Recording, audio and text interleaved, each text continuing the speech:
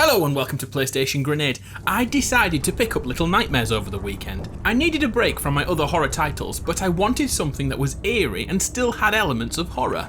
I enjoyed these few hours with Little Nightmares so much that I wanted to tell you 8 reasons why Little Nightmares deserves a spot in your game collection. To get you in the right mindset, I'm going to start off by comparing Little Nightmares with other games that you may have played in the past. If you've ever played the two masterpieces Limbo or Inside, then you know what to expect here. Not only does Little Nightmares use a very similar control system and puzzle platformer elements, it also has a very similar take on ambiguous narrative and storytelling and showing things in a visual way wherever possible. Let's look at the aesthetic and the setting first.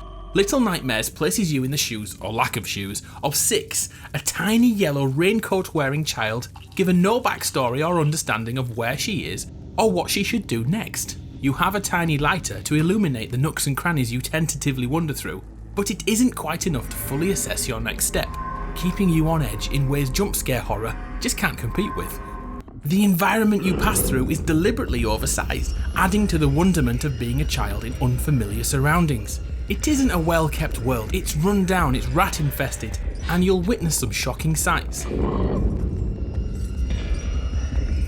Taking centre stage, you will see a pair of legs above a chair with a letter close by.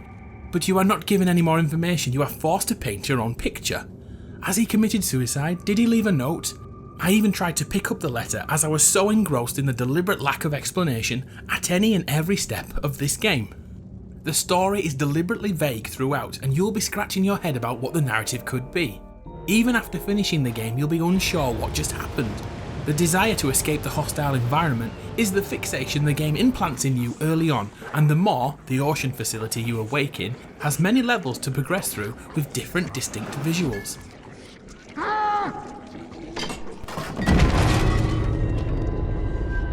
In the early parts of the game, you are seemingly in a prison and a kitchen. Six is regularly overpowered by hunger pains, and you are forced to try out new cuisine in order to continue your journey.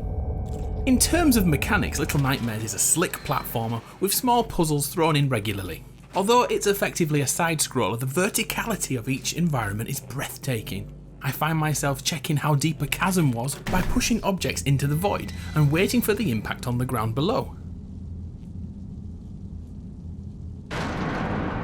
Due to your diminutive stature, pressing buttons can be difficult and requires thought. Even lifting a small key can cause issues for Six, which leads me into the real mechanic of this game: hide and seek.